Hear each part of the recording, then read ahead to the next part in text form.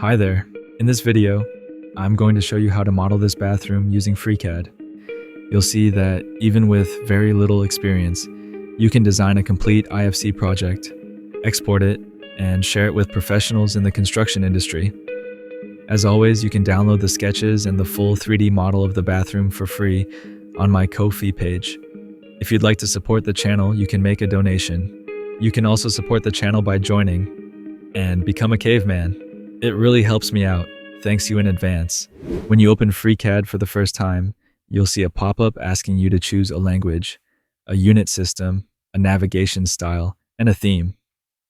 Personally, I like to switch the navigation style to Blender, and I choose the light theme so it's easier for you to see the different icons on screen. To create our bathroom, we'll mainly be using two workbenches. The BIM workbench, which allows us to create walls, doors, and windows, and the part workbench, which will help us fill in some of the gaps in the BIM tools. By the end, we'll have a proper BIM file that can be opened in any IFC viewer. So let's start by clicking on New Empty File to create our bathroom project. Before we start modeling, I'm going to tidy up the interface a bit to make things clearer. I'll click and drag the task panel and move it to the right side of the screen. The first thing we're going to model is the slab. As you can see, it's not a solid rectangle. There's an opening where we'll place the shower tray. We can't create this slab directly in the BIM workbench because the sketch would have two contours. To do this properly, we need to switch to the part workbench. Just use the drop-down menu at the top of the screen and select part.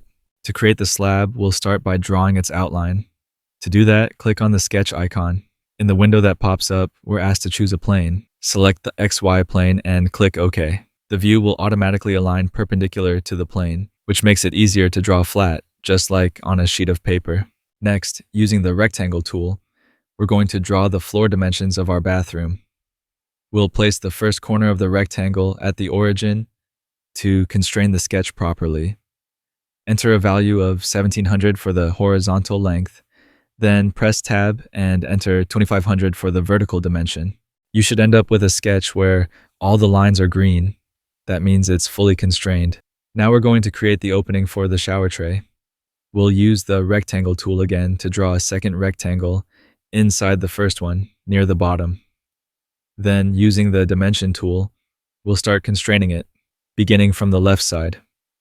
Set a value of 300 millimeters, which accounts for the 100 millimeters wall thickness and the 200 millimeters half wall used to hold cosmetics. Next, we need to add dimensions on the right and at the bottom. Set both to 100 millimeters, which corresponds to the thickness of the wall surrounding the shower tray. Finally, set the width of the tray to 915 millimeters. At this point, both rectangles should be fully green, meaning they are fully constrained. We can now close the sketch by clicking the Close button. Now we're going to create the slab volume. To do this, click on the Extrude icon in the toolbar. Next, set the length to 200 millimeters, which corresponds to the size of the opening needed for the shower tray. Then choose to extrude in the negative Z direction. Make sure the Z value is set to -1 in the input box. Then click OK to confirm the operation. Now we're going to create the main slab of the house, which is located beneath the one we just made. To do this, select the bottom face of the slab, then click on the sketch icon to create a sketch on that face. In FreeCAD, to access external geometry, you need to project it. To do this, use the External Geometry tool and select the two vertical edges of the slab.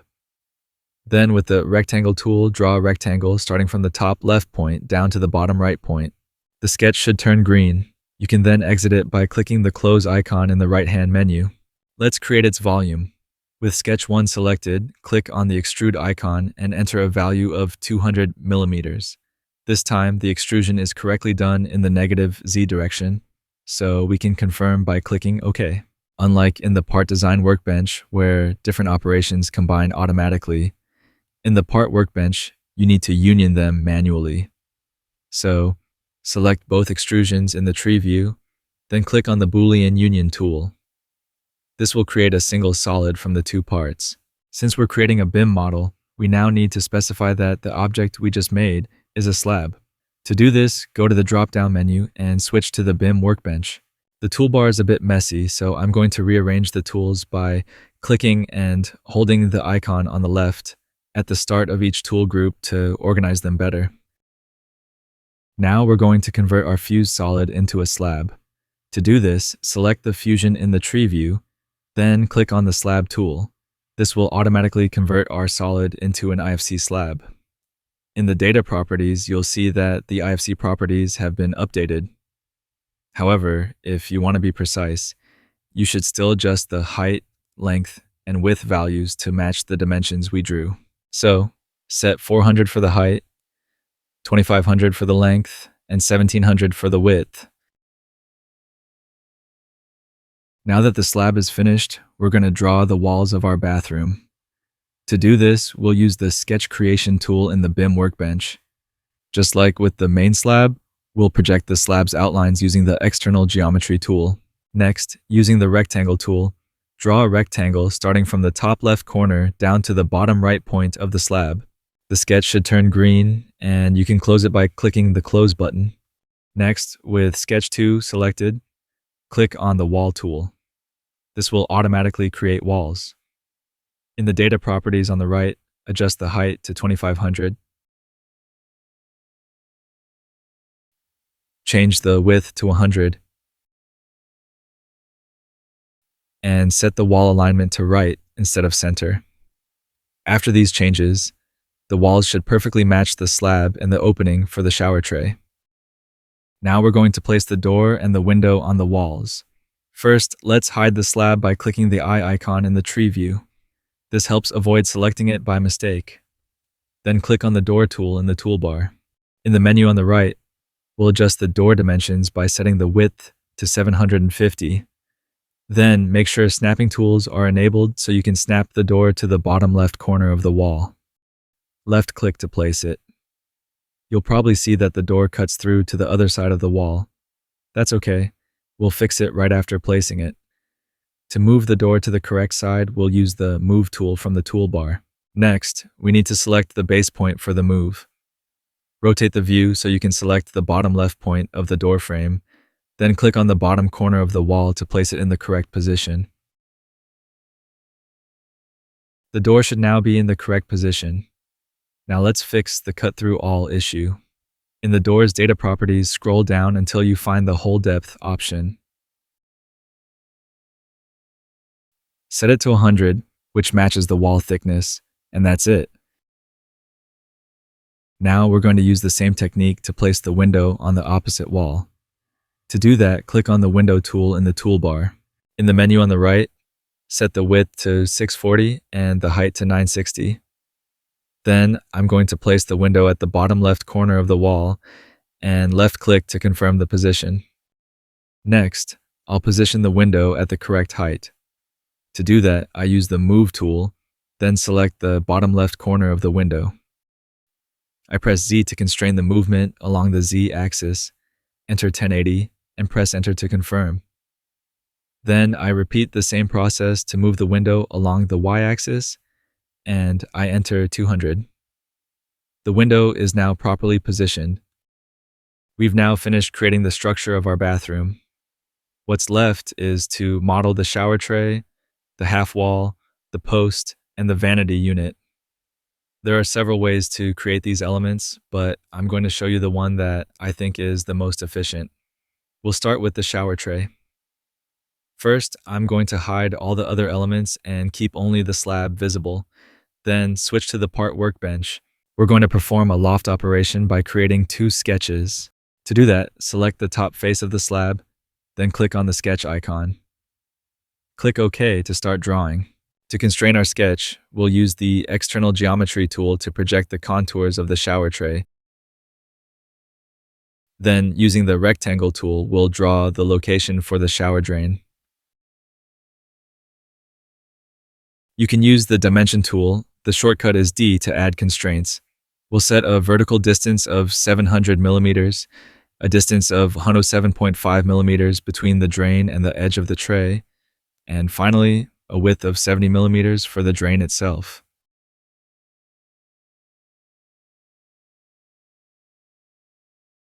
The sketch is now fully constrained, so we can exit it by clicking the Close button. Next, we're going to move the sketch 20 millimeters downward. This will give us enough slope to ensure proper water drainage. To do this, go to the sketch's data properties. Under the attachment section, open the position field, then enter a value of -20 millimeters in the Z field. You should see the sketch move downward in the viewport. Now we're going to create the second sketch for our loft, which will define the outer contour of the shower tray. To do this, select the top face of the slab and create a new sketch by clicking on the sketch icon. Using the external geometry tool again, project the contours of the tray. Then, with the rectangle tool, draw a rectangle starting from the top left point down to the bottom right point of the tray. You can then exit by clicking the Close button. Now, we're going to perform a loft operation between Sketch 5 and Sketch 6. To do this, click on the loft icon in the toolbar. In the menu on the right that appears, select Sketch 5 and Sketch 6, then click OK. You should see the diamond-shaped slope of the shower tray appear. However, this creates a surface with an empty space underneath. To fix this, go to the loft's data properties and set Solid to True. This will fill the surface, which is not exactly what we want. Next, hide the loft. Using Sketch 6, create an extrusion of 200 millimeters in the negative Z direction. Once that's done, select the extrusion and then the loft, and perform a Boolean difference operation. This gives us the final shape of the shower tray. We can now make our elements visible again and appreciate our work. Let's go back to the BIM workbench to convert our shower tray into an IFC object. To do that, select the Cut Solid, then click on the Slab tool. This will automatically convert it. You can rename it to Shower Base by pressing F2. Now let's create the half wall that will be used to hold shower products. To do this, we'll create a sketch on the slab by clicking the Sketch tool from the BIM workbench. To make things easier to draw, feel free to hide the walls in the tree view. Then use the external geometry tool to project the vertical edge of the shower tray. With the rectangle tool, draw a rectangle starting from the bottom point and enter 200 millimeters for the horizontal dimension and 845 millimeters for the vertical one. You can now close the sketch. With Sketch 7 selected, click on the Column tool. This will create our half wall. In the structure's properties, set the height to 800 and press F2 to rename the object to box. We'll now repeat the same process for the post right next to it. Create a new sketch using the Sketch tool from the BIM workbench. Use the external geometry tool to project the horizontal edge of the box. Then, with the rectangle tool, draw a square that's 200 by 200 millimeters. Close the sketch. With Sketch 8 selected, click on the Column tool. In the column's data properties, set the height to 2000 and rename the structure to Post by pressing F2. Now we're going to model the vanity unit that will hold the sink and the faucet. To start, we'll draw its shape using the Sketch tool from the BIM workbench. Using the external geometry tool, we'll project the edge of the post as well as its top edge. Then, with the rectangle tool, draw a rectangle starting from the left side of the post. With the dimension tool, set the width to 450 millimeters. Next, we'll add an offset of 100 millimeters from the projected edge of the slab, which corresponds to the wall thickness. Now, using the Fillet tool, round the bottom right corner of the vanity unit and give it a radius of 250 millimeters with the dimension tool. You can now close the sketch. Then switch to the Part workbench to finish creating the vanity. With Sketch 9 selected, click on the Extrude icon and enter 100 millimeters in the positive Z direction. Click OK to confirm. Switch back to the BIM workbench and use the Move tool to position the vanity. Select a point on the top surface of the furniture, then press Z to constrain the movement along the Z axis. Click on one of the top points of the half wall to align the vanity with it. Once it's placed, go back to the Part workbench. Select the side face of the vanity and create a sketch on it. Using the external geometry tool, project the top edge of the slab and the bottom edge of the vanity. Then, with the rectangle tool, draw a rectangle connecting the vanity to the slab. With the dimension tool, set the width to 100 millimeters. You can now close the sketch. With sketch 10 selected, click on the extrude icon and enter a length of 450 millimeters in the negative X direction. Click OK to confirm. Then select both extrusions and click on the Boolean union icon to combine them into one solid. You can rename the fusion to table if you like. Next, go back to the BIM workbench, select the table, and click on the equipment icon. This will convert the table into an IFC object. Rename the equipment to custom table, and in the data properties, find the predefined type field and change it from chair to table. We've now finished modeling all the elements that will need to be built on site: the shower tray, the half wall, the post, and the vanity unit. Now let's add some furniture to bring the scene to life, like the shower door, the shower column, the sink, and the faucet. Since we're not cavemen, we're going to download these furniture models instead of modeling everything from scratch. There are several websites for that, but I recommend bimobject.com, which offers a huge catalog of 3D models you can use. I'm not sponsored or affiliated with them. You can download the 3D models completely for free. For my project, I've already made a pre-selection. A 130 centimeter shower door. You can download it in several formats. FreeCAD can open both IFC and STL files. I'll download the STL version and show you how to integrate it into the project. Go to the File menu and click on Import. Then navigate to where you saved your file and click Open.